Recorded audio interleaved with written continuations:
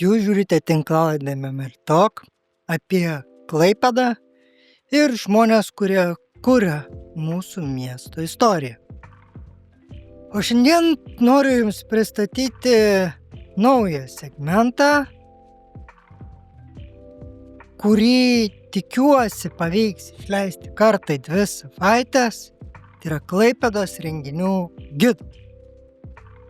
Šį segmentą remia Memelplay, tai yra portalas apie gamingo kultūrą, to pasaulio aktualijas bei IT technologijas ir jų naujienas. Visą tai rasite aprašyme, o vareikime prie Klaipėdos renginių gido. Ar dažnai būna, kad apie renginį sužinote tik tada, kai jisai jau praėjo? Arba galvojate, atrodo visai įdomu, bet ar verta eiti? O ypač jeigu dar toks vasariškas oras lauke, arba kino teatre rodo naujausią patį kiečiausią hitą. Man nutinka taip dažnai. Tad nusprendžiau kas 2 savaitės pasidalinti savo atrinktais įdomiausiais Klaipėdos renginiais. Tais, kurie kartais lieka nepastebėti. Formatas tobulės, galbūt pavyks jį padaryti šiek tiek dinamiškesnį, tačiau tikslas lieka pristatyti tai, kas vyksta Klaipėdoje. Žinoma, visos informacijos mes nepasidalinsime, nes čia reikėtų visam tam laikui skirti mažiausiai valandą laiko. Tad tuos šablonus, kuriuos yra paruošusi Klaipėdos savivaldybė, Klaipėda nemiega, Klaipėdos kultūrų komunikacijų centras ir kiti, kurie dalinasi Klaipėdos renginiais. Mes visą tai sudėsime į Facebooką, tiek Klaipėdos renginių gidas, tiek Memeltalk. O tai, tuos renginius, kuriuos aptarsime, sudėsime į nuorodas į video aprašymą. Nežinau, kada šitas video išeis, nes yra tik tais testinis variantas. Pirmasis blynas, formatas bus tobulinamas. Galbūt kartu pasisodinsiu Iraną ir mes dviese aptarsime renginius.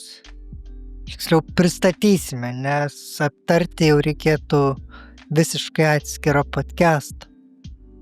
Tai pereikim prie renginių. Pirmiausia, reikia paminėti, kad šį įrašą darau rugsėjo 3 dieną ir noriu kaip testinį variantą pasidalinti 3, mano nuomonė, įdomiausiais renginiais, kurie vyksta Klaipėdoje.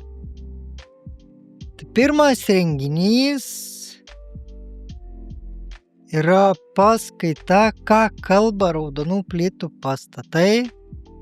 Rugsėjo 12 dieną, 17 valandą, Klaipėdos universiteto Baltojoje menėje.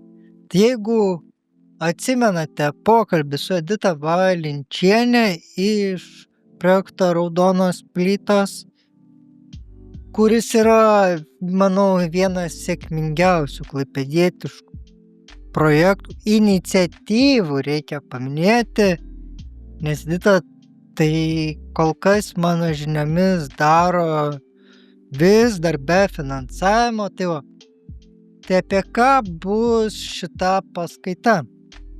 Tai istorikė daktarė Silva Pocytė ir iniciatyvos Raudonos plytos autorė Edita Valinčienė kvies pažvelgti į Klaipėdos kraštą per Raudonų plytų architektūrą.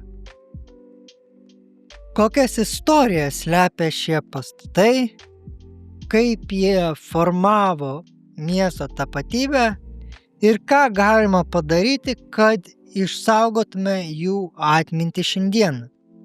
Paskaita nemokama, trukmė apie 70 minučių.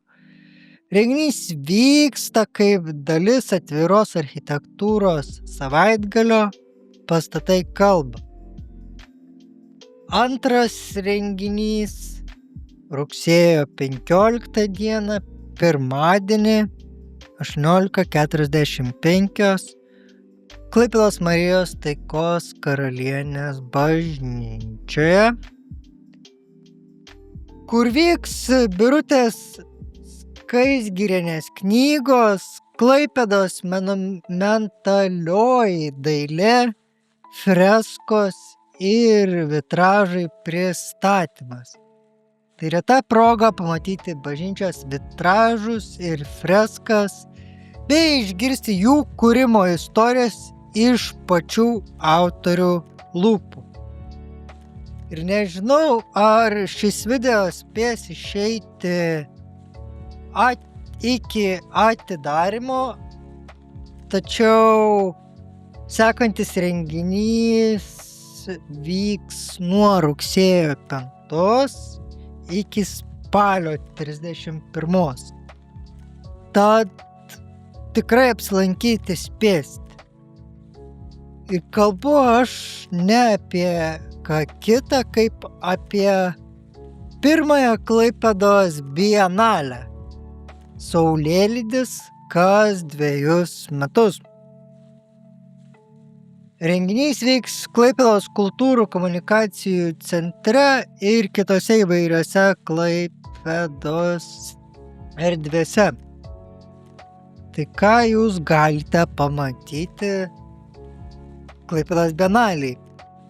Klaipėdos bienalė kviečia pažvelgti į Klaipėdą kaip į tranzito miestą. Čia susijungs menas, mokslas ir ekologija.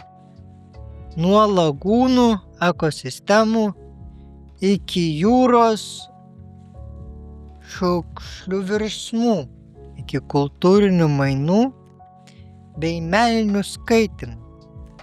Tai atidarymo proga bus pranešimai tarp pranešėjų kuratorius Valentinas Klimanšauskas, profesorius Vasilijus Safronovas, menininkė Eglė Jokšė ir kiti.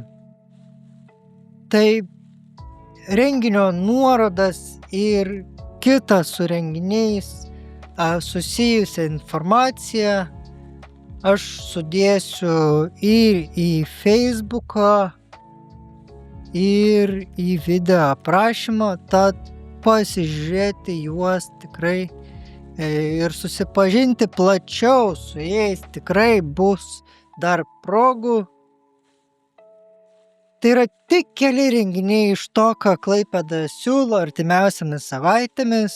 Kviečiu pasirinkti, kas jums įdomiausia.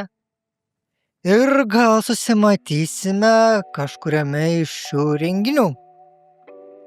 Kviečiu dalintis video apie šią iniciatyvą ir į komentarus galite rašyti kitus artimiausiams savaitėmis vyksiančius renginius, kuriems atrodo įdomiausi ir aktualiausi Klaipėdos auditorijai.